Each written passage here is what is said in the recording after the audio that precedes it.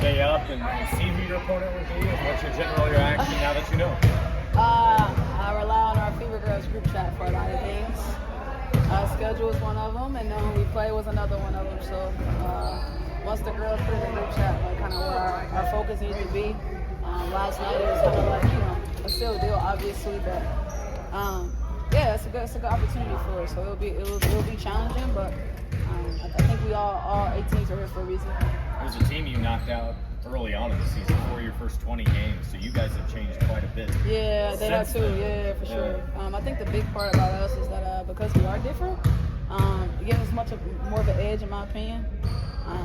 We had like six different teams, and so they have a lot, to obviously scout as Atlanta. But for us, it's about keeping the main thing. And I think our energy, our effort, and focusing on getting the reps for who we gonna play is big for us right now. Naz has become a shooter for them. Bree shoots now. Yeah, personnel is big. What do you make of how they've kind of changed their style and how difficult that could be to contain? Yeah, it was kind of just the point I was trying to make. Like, you really have to lock on. I think down the stretch of where we are now in the postseason, people don't really understand when I say it, and now it matters. Tough players don't have to make tough plays. It's gonna come down to personnel and knowing who you guard. You guys have heard me say that all year, and it really matters now because great players are going to make great plays and go to what they know and what they are comfortable doing. And so it's our job as best as we can and make it tough for them. We're not asking for it to be perfect because, like I said, they're great for a reason. But we got to get ourselves much more of an edge by being a little bit more aggressive. It's been 9 years since a home playoff game for the Fever. What are you expecting on Tuesday? I'm focused on Sunday, so I'll let you know when I get to Tuesday. The Associated Press named you All-WNBA first team. What does that mean to you to kind of get that? Very humbling. You guys kind of know who I am by now, but I know it's big for where I come from as far as my legacy and the name I represent. Mitchell means a lot to me.